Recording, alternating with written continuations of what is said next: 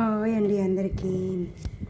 నేను ఈరోజు ఏం చేస్తాను తెలుసా, ఎగ్ ఉడకబెట్టి ఫ్రై చేస్తాను. ఫస్ట్ 4 eggs ఉడకబెట్టుకొని ఇట్లా తీసి పెట్టుకున్నా. ఇది ఎల్లో కలర్లో ఉంటుంది కదా, ఇది అనేది ఎల్లో కలర్లోనే ఉండాలి. కొంతమంది నల్లగా వచ్చేంత వరకు ఉడకబెడతారు. అట్లా ఉడకబెడితే టేస్ట్ అంత బాగుండదు. ఇంత ఎల్లోగా రావాలి ఎగ్.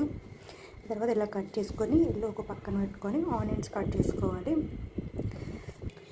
ఆయిల్ వేడైన తర్వాత ఉల్లిపాయలు వేసేసుకోవాలి.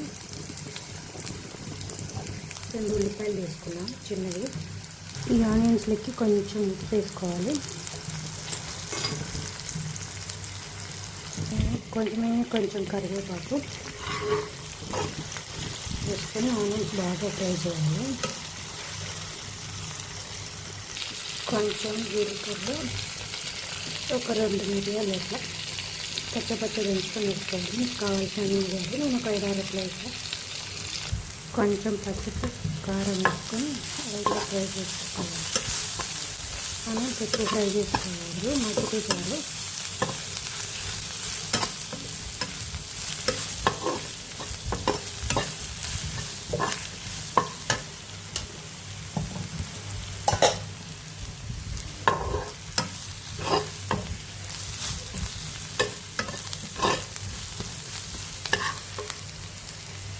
చూసారా, అన్నీ కరెక్ట్గా వేగినాయి. మీకు కూడా ఇలానే వేగేలాగా చూసుకోండి. ఆ తర్వాత ఎగ్స్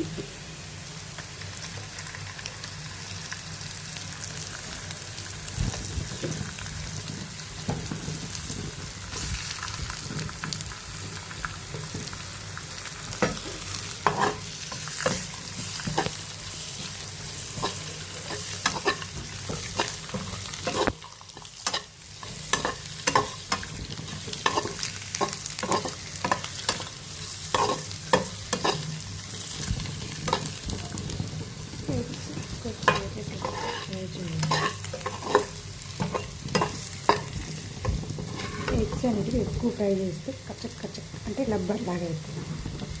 సౌండ్ అట్లనే వస్తుంది. అందుకే కచ్చక్ అన్నా ఇట్లనే పెట్టుకొని ఎక్కువసేపు ఫ్రై చేయకూడదు.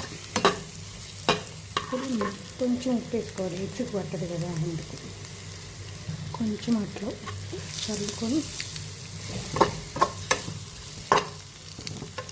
తర్వాత ఎల్లో ఉంటుంది కదా, ఆల్మోస్ట్ ఎల్లో తినము, కొంచెమన్నా తింటాము. కొంతమంది తింటే కొంతమంది తింటారు. అంటే ఎల్లో కూడా వేసేసాం. కొంచెం